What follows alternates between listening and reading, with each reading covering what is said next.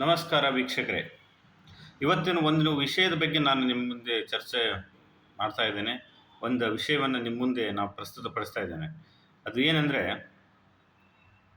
ನೋಡಿ, ಇವತ್ತಿನ ವಾಸ್ತವ ಜಗತ್ತಿನಲ್ಲಿ ಈ ಜಗತ್ತನ್ನು ತಕ್ಕಂಥ ಇರ್ತವು.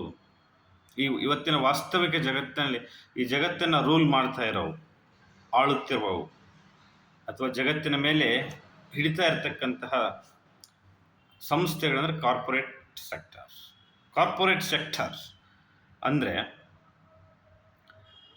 ವ್ಯಾಪಾರ ವಾಣಿಜ್ಯವನ್ನೇ ಉದ್ದೇಶವಾಗಿಟ್ಟುಕೊಂಡು ಲಾಭವನ್ನೇ ಪರಮ ಗುರಿಯಾಗಿಟ್ಟುಕೊಂಡು ಕಟ್ಟಿರ್ತಕ್ಕಂಥ ಸಂಸ್ಥೆಗಳೇ ಕಾರ್ಪೊರೇಟ್ ಸಂಸ್ಥೆಗಳು. ಭಾರತದಂತಹ ಮುಂದುವರಿಯುತ್ತಿರುವ ರಾಷ್ಟ್ರಗಳಲ್ಲಿ ಕಾರ್ಪೊರೇಟ್ ಸಂಸ್ಥೆಗಳ ಅಥವಾ ಈ ಗ್ಲೋಬಲೈಸೇಷನ್, ಜಾಗತೀಕರಣದ ಪರಿಣಾಮವಾಗಿ ಅನೇಕ ಕಾರ್ಪೊರೇಟ್ಸ್ ಅಥವಾ ಮಲ್ಟಿನ್ಯಾಷನಲ್ ಕಂಪ್ನಿಗಳು ಈ ದೇಶದಲ್ಲಿ ತಮ್ಮ ಬಂಡವಾಳವನ್ನು ಹೂಡಿ ಲಾಭಕ್ಕಾಗಿ ಇನ್ನಿಲ್ಲದ ಪ್ರಯತ್ನ ನಡೆಸ್ತಾ ಇವೆ. ಇದು ನಮಗೂ ಎಲ್ಲರಿಗೂ ಗೊತ್ತಿರ್ತಕ್ಕಂಥ ಸತ್ಯ. ಭಾರತದಂತಹ ಮಾನವ ಸಂಪದ್ಭರಿತ ರಾಷ್ಟ್ರದಲ್ಲಿ ಅದರ ಅವಶ್ಯಕತೆಯೂ ಇದೆ ಈಗಿನ ಪರಿಸ್ಥಿತಿಗೆ.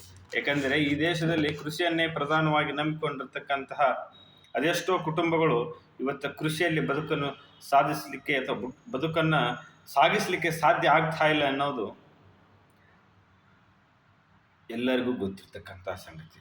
ಆದರೆ ವಿಪರೀತ ಮಾನವ ಸಂಪನ್ಮೂಲ, ಸರಿಯಾದ ಒಂದು ಆಡಳಿತ ವ್ಯವಸ್ಥೆ ಅಥವಾ ಇರದೇ ಇರೋದ್ರಿಂದ ಈ ದೇಶದಲ್ಲಿ ಏನಾಗಿದೆ ಅಂದರೆ ನಿರುದ್ಯೋಗ ಸಮಸ್ಯೆ ತಾಂಡವವಾಡ್ತಾ ಇದೆ.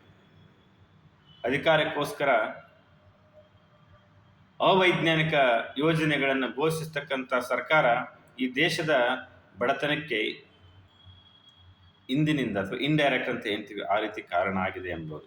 ಏಕೆಂದರೆ ಯಾವುದೇ ಒಂದು ವೈಜ್ಞಾನಿಕ ದೃಷ್ಟಿಕೋನ, ವೈಜ್ಞಾನಿಕ ವಿಶ್ಲೇಷಣೆ ಅಥವಾ ವೈಜ್ಞಾನಿಕವಾಗಿ ಅನುಷ್ಠಾನಕ್ಕೆ ತರಲಿಕ್ಕೆ ಸಾಧ್ಯ ಇರಲಾರ್ದಂತಹ ಅನೇಕ ಯೋಜನೆಗಳನ್ನು ಈ ದೇಶದ ಸರ್ಕಾರಗಳು ಜನರನ್ನು ಒಂದು ಮತ ಬ್ಯಾಂಕಿಗೋಸ್ಕರ, ಅವರನ್ನು ಅಟ್ರಾಕ್ಟ್ ಮಾಡೋದಕ್ಕೋಸ್ಕರ, ತಮ್ಮ ವೋಟ್ ಬ್ಯಾಂಕಿಗೋಸ್ಕರ ಘೋಷಿಸ್ತವೆ. ಅದನ್ನು ನಿಭಾಯಿಸಕ್ಕಾಗಲಾರದೆ ಆನಂತರ ಇಲ್ಲ ಸಲ್ಲದ ಸಾಲಗಳನ್ನು ಮಾಡಿಕೊಳ್ತವೆ, ಒಬ್ಬರ ಮೇಲೆ ಇನ್ನೊಬ್ಬರ ಆರೋಪವನ್ನು ಮಾಡ್ತವೆ. ಪ್ರತ್ಯಾರೋಪಗಳು ಹೀಗೆ ನಡೀತಾನೆ ಅಧಿಕಾರಾವಧಿ ಮುಗಿದೋಗುತ್ತೆ.